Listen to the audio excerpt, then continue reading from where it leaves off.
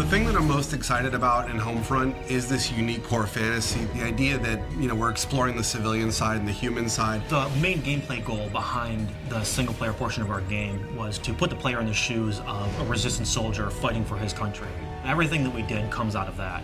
How your weapons work, how you relate to the world, the kind of missions that you go on, it all comes from that. In a lot of shooters, you have the best equipment and great number of allies and an army behind you. In this case, you're civilians turned freedom fighters, and you have to fight against this greater force that has better equipment than you do.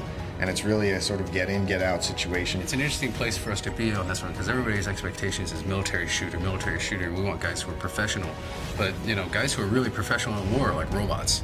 And for us, they're not professional military people. They're resistance fighters. They're all civilians. When it come down to realizing this world, this fallen America, this occupied America in the game, we really wanted to establish some key moments or key shots where you come out of an opening and you see this big, huge, expansive environment revealed before you. You see this enormous vista of this plane that crashed when the EMP went off. It's kind of like this moment where you're like, this is really something different. It's really spectacular. We really want people to feel like this looks like a place that I grew up in, and then twist it, and now it looks abandoned, now it looks collapsed. The second thing, which I think has been a huge win for us overall, is going after real-world brands. We really want to get these brands in here because they're part of the fabric of American life. So one of the places that the Koreans use as a supply depot is a classic big box store. And they sort of move in and they use the big space to store all their military stuff. And that's one of our big set pieces where the military goes on a raid mission to steal a bunch of fuel.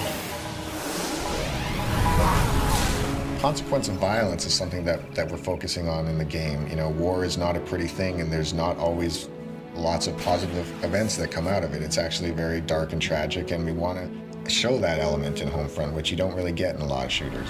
Jake, just put them out of their misery. Who's shooting?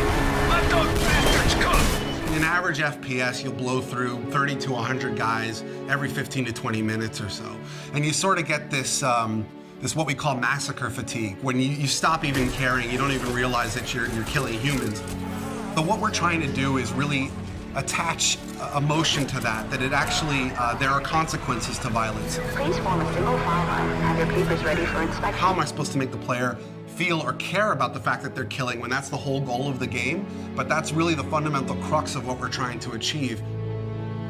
Your character in the game's name is Robert Jacobs. He's a former pilot. He's recruited by the Resistance because they need a helicopter pilot. So Boone is a former police officer. He's the leader of the current Resistance cell and sort of the father figure of the whole unit. He's less about killing the Koreans and more about what can I do to free my people.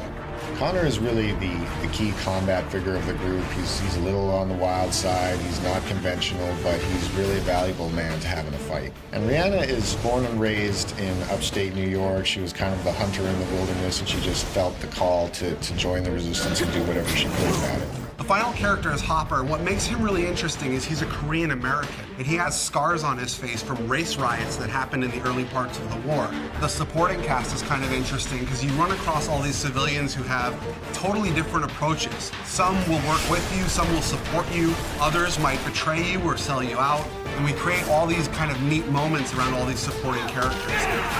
You're a guy who is caught up in this crazy scenario, fighting alongside other people who have no real training. So, you make mistakes. People get shot, people get hurt, people die alongside you. Fighting as a civilian with civilian and in an occupied America, that's really the core of what Homefront's all about, and that's really what we're set to deliver on.